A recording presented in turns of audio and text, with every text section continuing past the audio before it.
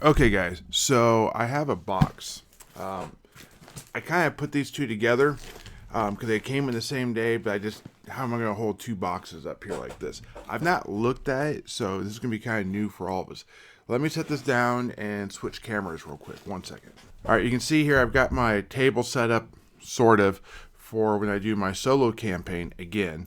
I just need to get some of my glues and my foam cutter and all that type of stuff out of the way so I can make room.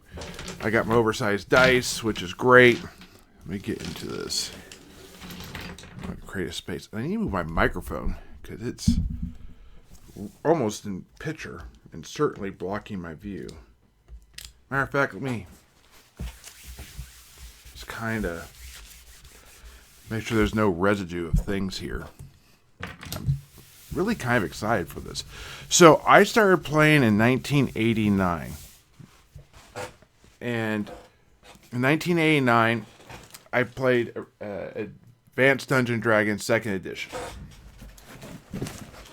And I didn't get into BX much later. Now, some of you guys know I got into the Basic Expert. I got into the Basic Expert and ran a campaign for like 3.5 years, and it was only because I had to go to like a college level class, essentially, or group of classes, training. It was through KU.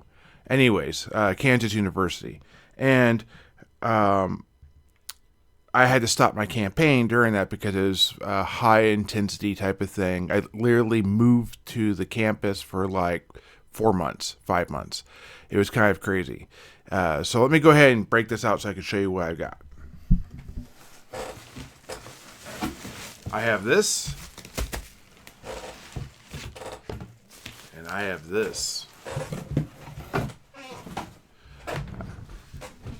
Alright, now I know the top box is kind of on the nose, but we're going to set that one aside. I have the Expert and the Basic. Now, I've also ordered the Homed Edition, so I assume this is the Basic, but this could be the Homed Edition. When I get the Homed Edition, I'm going to be doing that too. And the reason why I'm going to be doing that one is because I have the PDFs for this already on rpgdrivethrough.com. I'll put a link down below. It is an affiliate link, just so you know, but that only gets me more PDFs. Let me stop for a second. I wanted to have the original box because my daughter and I are going to do some games, and I wanted to kind of see it and touch it and feel it because her generation's probably not going to deal a lot with physical stuff, it appears. So having the physical editions is very important to me. And I've never owned it. I have the PDFs, but again, the physical copy makes a difference sometimes. So if I'm going to get a physical copy of Dungeons & Dragons, let's get the copy of the one I'm playing. Wow. Okay. The box looks better than I was fearing it might. So I tried to get a couple different lots of this on eBay. I'm so nervous. And one of the ones I was wanting to get was with dice. And I couldn't get it. My money timing wasn't perfect. And I didn't have it. Literally the next day at 5 o'clock, my money went through it. I would have been able to afford it. Here's the major part of the damage. Right here. You can see this. A little bit of scuffing. This end's a little bit beat up. Other than that, the outer box looks to be pretty good. I like the fact they bubble wrapped that. The person who did this, when I do my review for your thing, I appreciate the fact you put something in there to pad it. Not necessarily around the books, but you put that in there to keep it from flopping around, shall we say. That artwork is so cool. Don't you agree? That's the right way. Okay, good. Very iconic. Very iconic. Woo. Now, You can see they're already advertising uh, B2, the basic, and they got the basic rules on there twice. I'm wondering if the next one has the basic and the expert rules on there, because they did come out a little bit apart from each other. Now you notice here they have the dice with the crayon right here. I'm going to move that so you can see that just a little bit better. Right here, you have dice and crayon, because that's how it was back then. And those dice are actually a gray color from what I saw when I was doing my research. The Homes Edition, they were actually multicolor, and it's, my opinion, the more preferred color. And this one actually comes with the B2. Now, I wasn't sure if this one came with B2. Yeah, this would come with B2, and the other one comes with X1, the expert box, Isle of Dread. And I have run B2 already. Now I have my own copy of it. And I actually want to say this is not the copy that comes with the box set initially, because the one that came with the box set initially didn't have this outer cover in full color. It was a slightly different variant of it.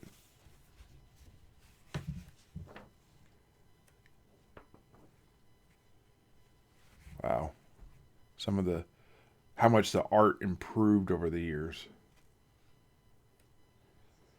I probably will be doing a video talking about that, the Mad Hermit and the special guest. I'll just refer to it as that for now. The map. I redid this one myself. Here's the map of the castle. I actually redid this one too for my game, because my game was an online game. A little bit of stain, not bad. The staples are non-existent. So these pages just, I think, nope, the staples are there. Just a little bit of rusting. I thought they were non-existent. But one of the classic monsters. In the Caves of Chaos. There should be. Oh, nice. See, this is not in the PDF. That's very cool.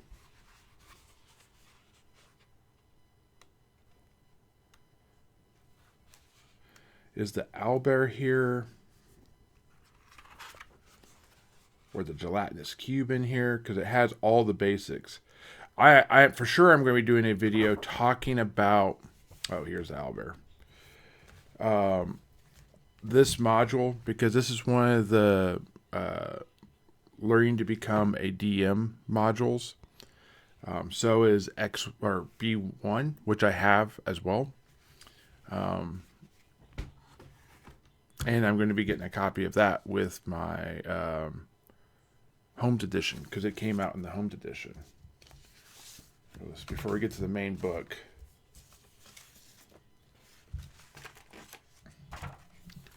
So the official RPGA member application. Wow. That's pretty cool. Back then you used to write them. They had all sorts of demographic stuff on there, what we call meta now, to try and find out what type of person you were, so they could make the game better for you, basically by aggregate, not by individual specific person, but trying to find two correlating things, like people in high school tend to have more Monty Hall games. People who are older tend to not. You know, things like that. That's a generalization, by the way. But some of the things they're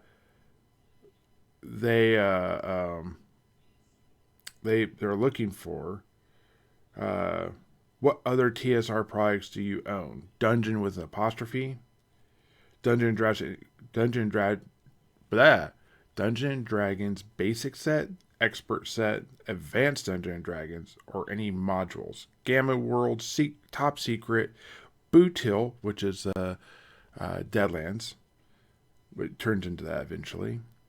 Do you own any dragons? Playing aids, accessories, and mini games. Interesting.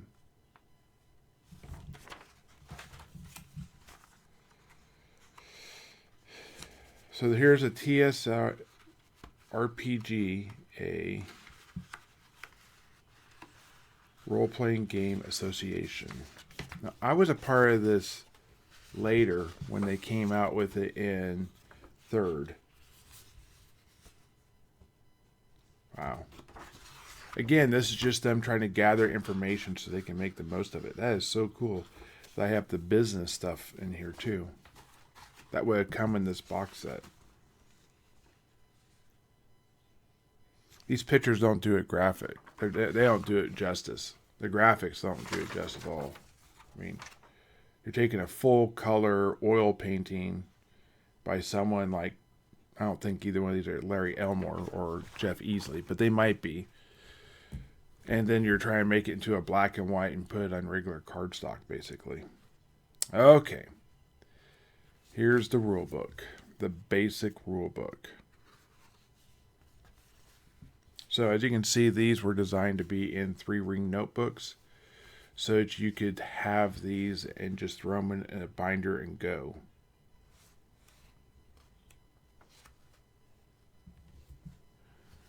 It's interesting that this art in the PDF is the same. I wasn't sure if some of this stuff was added.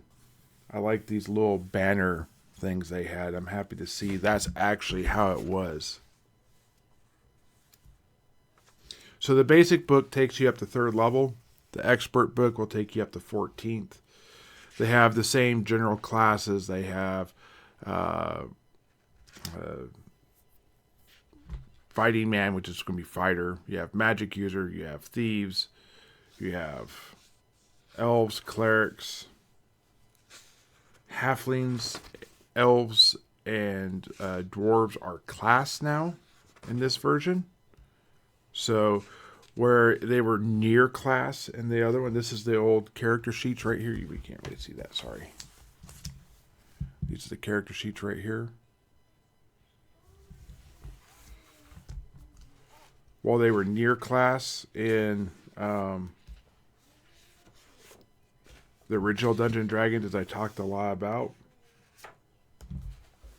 this one here kind of makes me laugh. I've never understood the anatomy of this female.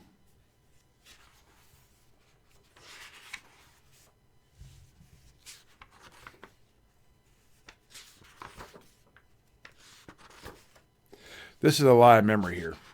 Now I'm going to continue to have these and put these up behind me somewhere. I got a little table over there with some plushy dice. I'm probably going to move the plushy dice and get something set up, or maybe the rug on the wall. Get something set up with this. Oh,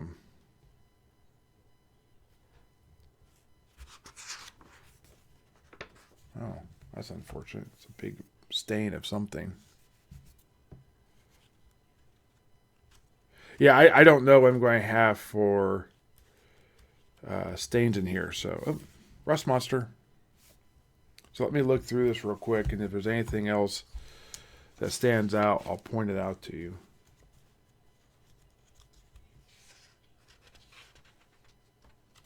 I always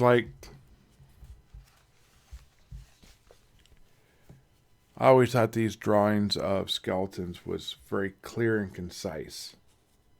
They basically filled it with color, like a bunch of little dots to make a gradient, and then they left the skeletons themselves as like a negative space.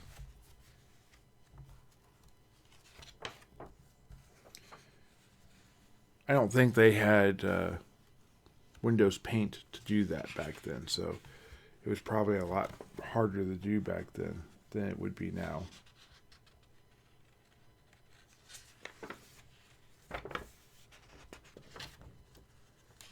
Saw my first picture of the map.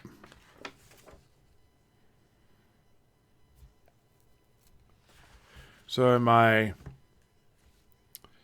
early game, I played a Rodimus Keep but my group originally started out in Rodimus Keep, and one of them got spit in the face by a cobra. And that caused a lot of problems. Rodimus Keep is this. So the story in here talks about Rodimus Keep. I'm pretty sure we're into it here. So I ran the module from this.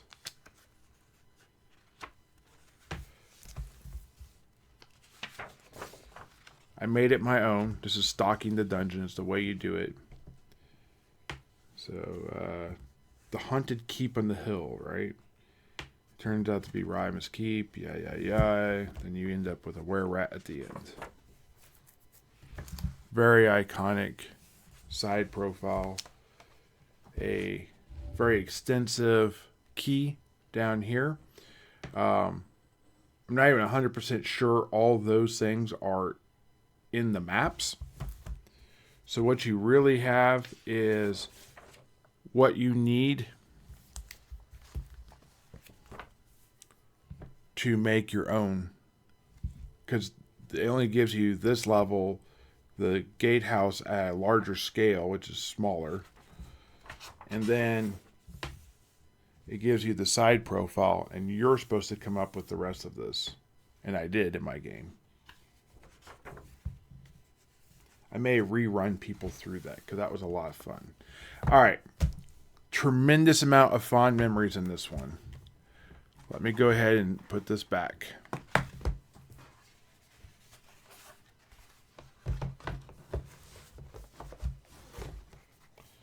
going to set that over here.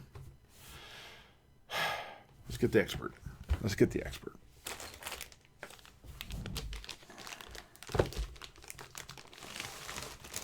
So this, I appreciate this as a minimum or less than the bubble wrap.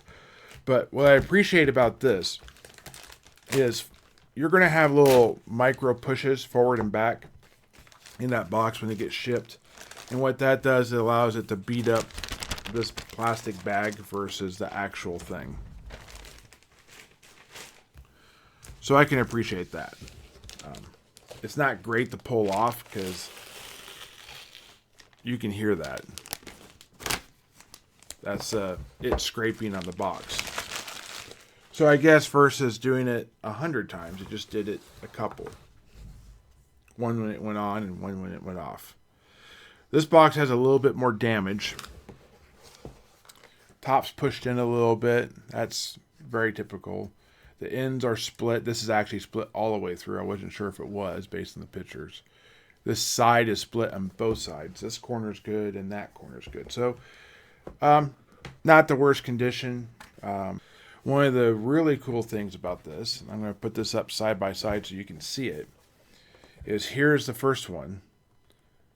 And then here, here's the first one. Right? See the chick, see the dragon, or, excuse me, the bee here. Here's the chick. Here's the bee here. And then there's another mage, more powerful, looking in potentially to give aid. Or to look at his bee here and find out what's going on. We do not know. Again, we'll come back to this book in a second.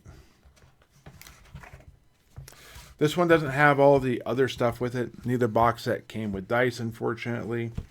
The back of this box set has the expert book twice, or the expert book and the expert box, and then it has the Isle of Dread, and then it again has more gray dice on it. So apparently both box sets came with dice, which would actually be super handy because it was hard to find dice outside of that. This is X1, part of the X series. This will be another one of those ones I should talk about because it's designed to help newer players. It is designed for higher level players because this is expert. However, again, it's a teaching module. The interesting thing about this module is there was a bunch of primitives,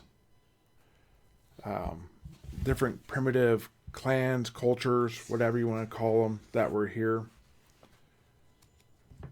And it makes a lot of sense in the aspect of like a Jurassic Park. I mean, they literally have what looks like a Bronchiosaurus behind a wall with a gate.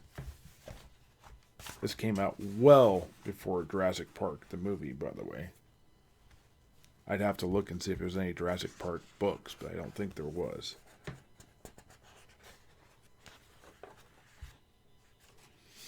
So, again, we have the primitives. We have big-sized cat people, flying monkeys. One of the monkeys had a dagger in its tail.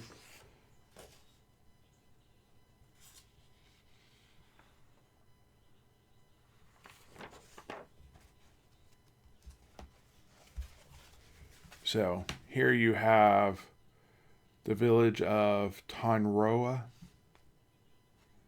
with the graveyard and the pyramid in the middle. Big epic thing. We'll just leave it at that for now. Here's the actual map of everything. Some people say this has a lot of appearance towards King Kong's island, essentially. Let me know what you guys think down below.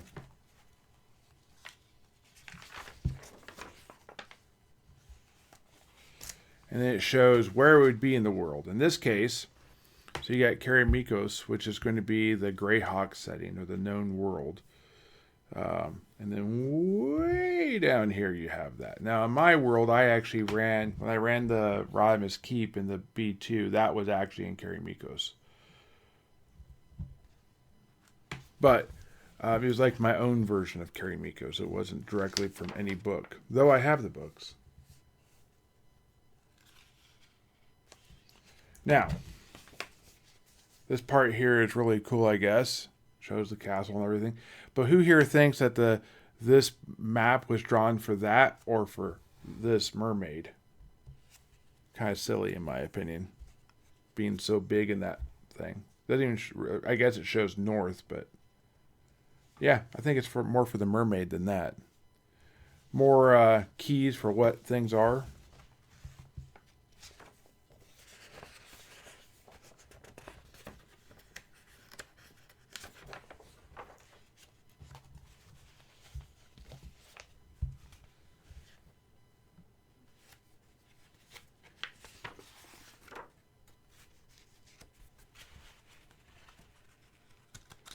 So I have been, this video will be coming out my next Monday. It's going to be a little bit of a rush to get it out. I've been working really hard at getting a huge video on original Dungeons & Dragons. It's going to be like a complete guide. You can see here more of the intelligent monkey people, monkey cat people, whatever they are.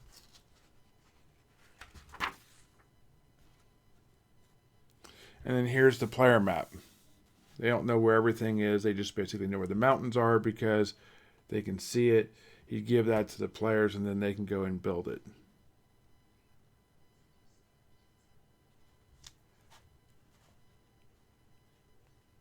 And then here's the Taboo Island, which I will leave for a different day. All right. Not as many other accoutrements with this one. Just the Isle of Dread box set. These things were expensive enough. I wasn't trying to get all the things. Let's look through the Expert box set. I love this art. There was a couple of ones like this where it looks like you're the monster going at the party. It gives you sort of a front on of the party. The binding is good in this one. Again, designed for a 3-ring notebook. The art from the PDF is still there, which I appreciate. I like that.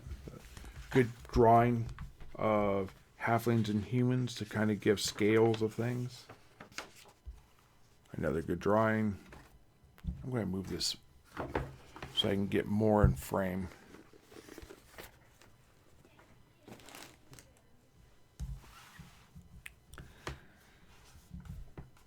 more good art.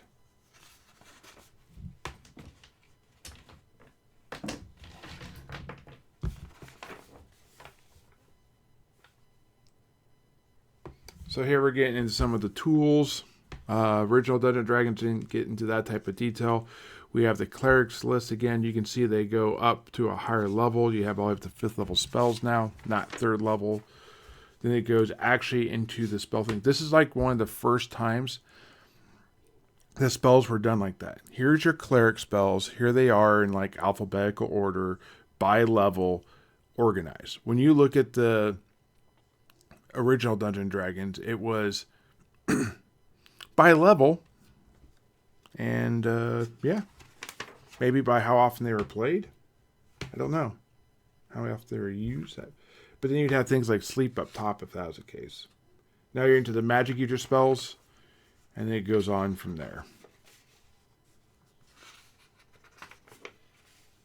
No real damage. Great mad wizard type of thing. Flying carpets, hippogriffs.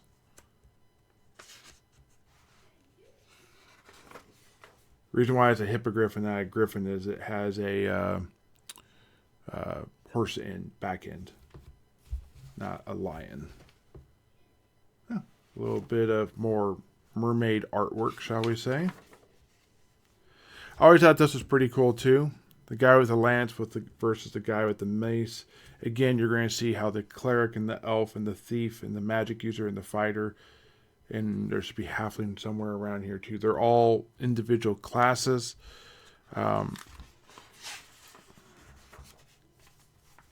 one thing I'll say about that is it makes for a real simple game. If you're looking for a basic game, this is great. I like my dwarves to be more than just dwarf, the class, which is a fighter, essentially.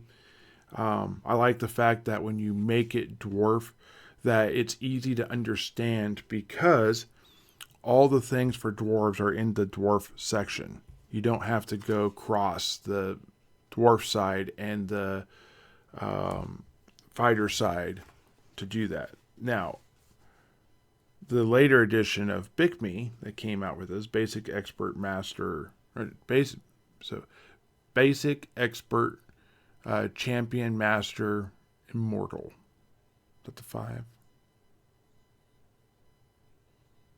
Yes.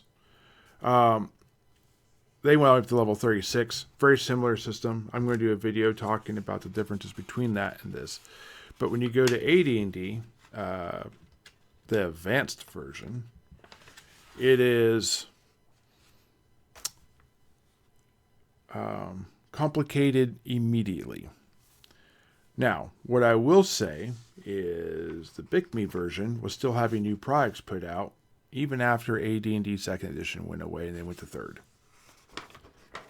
I think AD&D was probably more popular, but I think there's a very loyal following of people who liked the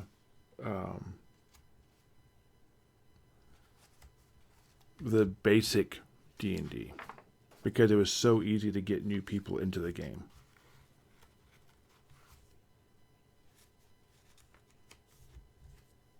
I'm trying to be careful with the pages.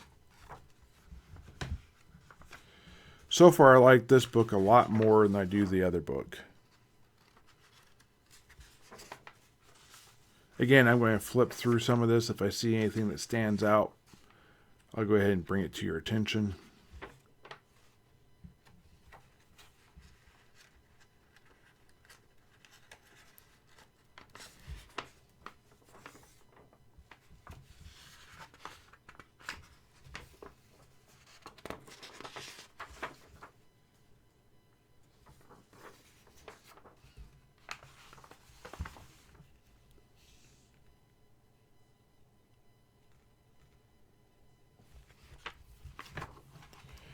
So very interesting to me. Here you have the Grand Duchy of Keramikos. We know south of here is the X1. We know in the first book, the basic book, there was the Haunted Keep, which was actually named Rodimus Keep. And look what we have right here. The Haunted Keep. Interesting. This was very well designed to play with each other. And there's no one holding your hand saying that those things are correlations.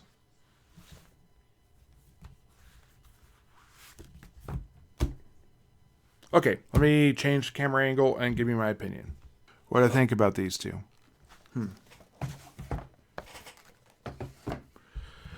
I think that the artwork on it is so classic and traditional for what people were expecting back then. I think that the colors stand out as being so specific. I'm very happy with the copies I have. They don't have an odor to them. They don't smell like someone's dirty feet. They didn't come from a smoker's house. I think I got super lucky with that. I'm not going to be using these a lot. These are going to be there for my daughter to touch, look through, be excited about. We'll use the PDFs for the most part. Actually, when we're playing, she won't even use books. She's smart enough. I want her to be able to play classes and to literally not be able to use that. Now, we're going to start her off in the Homes Edition and then move on to the BX version. And I hope to do B1 in Search of the Unknown. I've got a whole thing I'm doing where I'm talking about the 75 challenge, as some people have called it, where we're building a world. So I don't know if we're going to be doing it in Karamikos. We're probably going to be doing this in her world. But her world's going to be very distinct and potentially exactly like Karamikos, just with her differences, shall we say. So, anyways, I'll talk more about that. I literally have like a 5-part series where we make the world. And I don't even fully understand it yet because we're only on part 4 for her and I. So, yes. Anyways, hope you guys like it. See you guys in the next video. Keep rolling those dice and let me know what you guys think about this in the comments down below.